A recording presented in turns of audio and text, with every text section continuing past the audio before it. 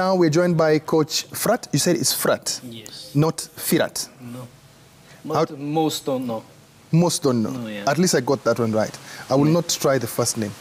It gives me a problem. Yeah, the first name is even also simple. The problem is because of the English word. Yes. So my name is Engin, but everybody is saying engine like a machine, you know.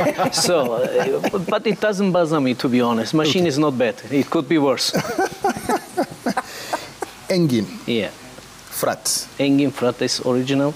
Okay. We have an alphabet, we have one, we have next to the E, we have another two, yes, which you don't have. And the one that has a consonant at the top, yes, an accent. Yeah. Okay. If it had that one, you say Firat. Yes.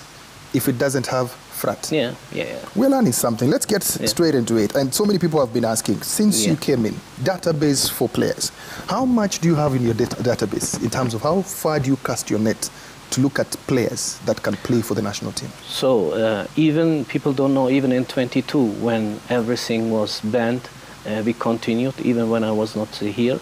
I prepared a scouting form so that my assistant, like Ken traveled all around, and William was in the league anyway, so that we scouted all the players which we think they have the potential to play. So that even in 22, I was able to follow up. Next to it, we have the tool Y-Scout.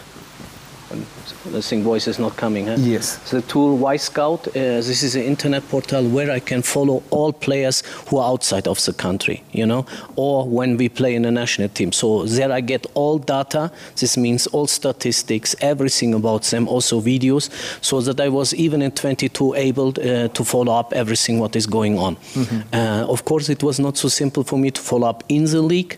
But when I came back, now we start to make a bigger research. So I'm at when you know, I have to laugh sometimes when people write, "Where is Firat?" Mm-hmm. So, where is Firat? I'm there where you are not. I'm there where the academies are. I'm going to Vajir. I'm going to second division. There's nobody else than me. Therefore, you don't know where I am. I will not go to the big derbies or whatever. Every child on the street knows the players there. Mm-hmm. This is not the point. For me and my staff, it's very important that we find a way to find more talents. So, for example, remember in November 21, we played against Uganda, Rwanda. There was one player, Timothy Uma. He was 17 years when I invited him. Of course, again, big scandal, what he wants from this boy. Mm-hmm. So I let him play. As a result of the story, he makes a step to Sweden. And I let him also now to grow up in his team in the preparations. Therefore, I didn't invite him last time. But now he gets his minutes in the Premier League of Sweden. So, and this is the only way we can go on.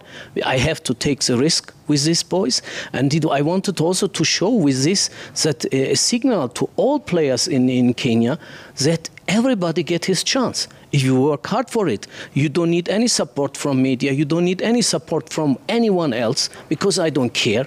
It will not happen to me that anyone makes pressure on me. The door is open for everybody who has the capacity and the talent to play for the national team. You just answered part of my next question, which was, and that is one of the questions that so many people are asking. They're asking, is there pressure on you to select certain players from different quarters? No, media is trying, and some people around, and yeah, man, people, I'm so long in this business. You really think this will anyway have effect on me? No. I only laugh about it, and therefore I don't care if people write this place. I give you one example more. Mm-hmm. I'm maybe also again the only one who sit down with the fans and watch the game, not in the VIP. Yes. And I have sometimes a really funny time with the fans, because I was one time with AFC fans together, and one of them start, you need to take this player. And I said, okay, I will take this too. It's enough. No, take this one too. Take this one too. So therefore, it will never end, this kind of stories. So my point is only to find the players in this puzzle. This means a player can be very good for the Kenyan league, but it doesn't mean that he can help the team in the international level. So this is the point I have. Nobody, even if they try, there's no way to pressure on me. So, and my way is only my way, and this means a way to be fair to all players, because this is a base to have a real team, to build up a team which is needed. If the players feels that the coach is not fair, anyway, you have no chance anymore. Mm-hmm. We have a lot of players that are playing in the national team. They are playing in the national team. They are playing in the national team. They are playing in the national team. They are playing in the national team. They are playing in the national team. They are playing in the national team. They are playing in the national team. They are playing in the national team. They are playing in the national team. They are playing in the national team. They are playing in the national team. They are playing in the national team. They are playing in the national team. They are playing in the national team. We have a lot of coaches, especially as fans, I'm talking as a fan and also as a journalist, we are always at the forefront asking, why didn't the coach pick this player? Why didn't he pick this player? I am one of the victims. And I remember 2 weeks ago, I was with William Muluya in studio. He came on something different. And I asked him a question. And I said, why do you advise the coach on who to pick? My player of my midfielder of the season is one boy from Kariobangi Sharks, Tyson Otieno. And I said, why isn't this player picked by the national team coach? Because in my opinion, he is a gifted player who can do a lot of things. So I will not ask you why you not pick Timothy Otieno, because you've already said you've got a scouting form with you. What exactly do you look out for as a coach that you say this player has the qualities and these are the qualities that I need in the national team? So you already answered the question before too. Even William, who is my assistant, has no effect in the end on my decisions. So I listen to the people. So I give everybody, also Ken, William, give me the names where they think. I have the forms, I follow them up. But the last decision has to be done by the coach. And the most important thing, and this is what I said before also for me, whoever is for you, for example, fantastic, can be for me a talented player, but not helping the team on international level. This is a total different thing, and this has nothing to do with the talent of the player. So even with the discussion, you can be goal getter in this country. Last year, the goal getter of this country is gone to Libya, come directly back. Erika Paito is gone to Ethiopia, is also not doing well. So it means now, because they're goal getter, they have to play in the national team. It's all around the world not like this. It doesn't work like this. What is the need of the national team? This is the most important part. So, and it can be even that I have on this position players which in my mind international are better. Plus, what many people also don't know is we have a list of players who are around 45. So why we have this list? Because in football you have not only this one game, you have long-term ideas. For us is, for example, the under-23 very important.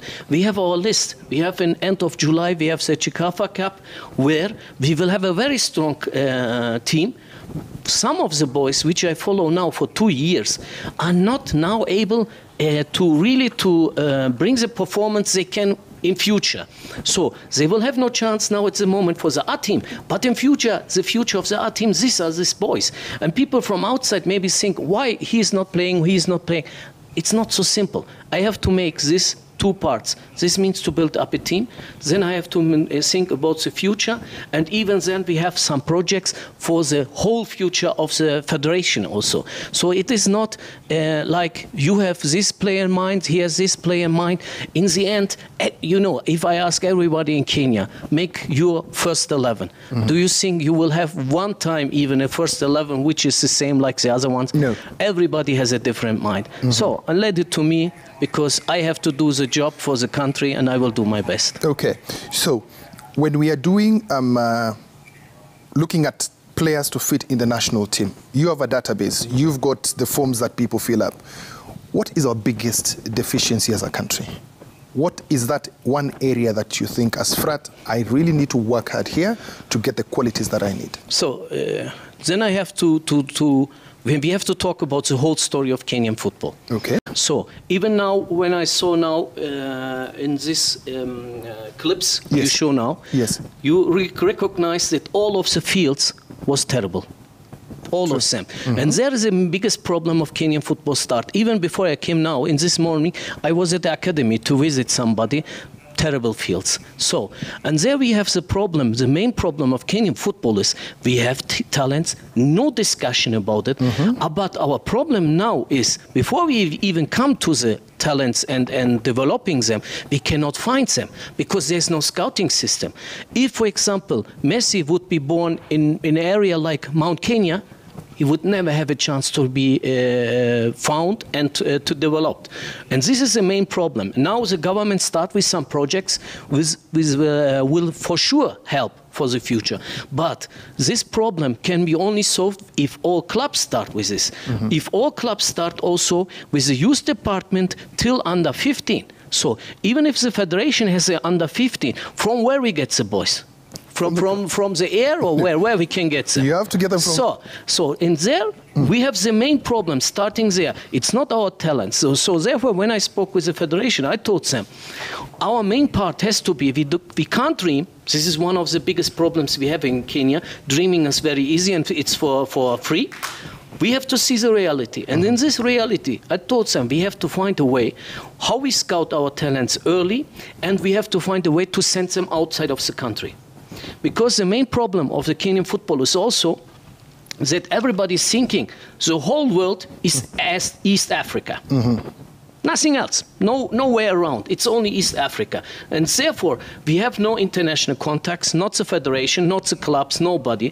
If you see the matches there, do you see any serious scout from outside from Kenya there, from Europe to see players? No, nothing. So, and we have to ask ourselves why. So we have first to learn to be international. This was one of the reasons why I traveled now to Qatar and other countries, because the Gulf countries are open to us. Europe is not so open to us. This is the reality. So, and I need to find a way to make the international contacts, not only to have it in the federation part. For example, when we played Iran, so people think, okay, we play Iran. It's not so simple. Iran is shown in many countries. Everybody's following up. It's a big country. It's a big football country. They played in the World Cup, yeah? So, they're number 22 in the world. So, and at the same time, all Gulf countries watched this game. And they was positive, very surprised about Kenya. And this opens again doors for our boys. So, and I try to give them also a vision for it. As much more player we bring outside of the country, this means they will have better professional conditions. They can save their lives.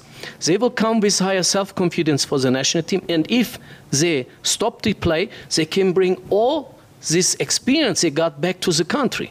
So these are all connected parts. So coming to the point of the league, when I said something about it, then people said, why he said? The Kenyan league is very soft, I said. And everybody, oh, wow, how he can say it. Look at Kenyan league. Everything will whistle by foul. You watch all the time the Premier League. You see the same? No. If they go body on body, shoulder on shoulder, nobody's crying. In Kenya, everything is foul. The players are complaining, everything. This is a problem. In international football, it doesn't work. So when we played Iran, and I said also to the players, especially the local players, now you will feel what happens. And when we came shoulder on shoulder, we had physical problems with the aggressivity. And if we can solve this kind of problems too, it's a long process, but I am very hopeful for the future of Kenya football. Firat, we'll hold it right there. We'll talk about the friendly matches, especially that one against Iran, the lessons learned from there, and the upcoming friendly matches as well. Who is in store to be picked for the national team? What teams will be playing? This one will be up after the break.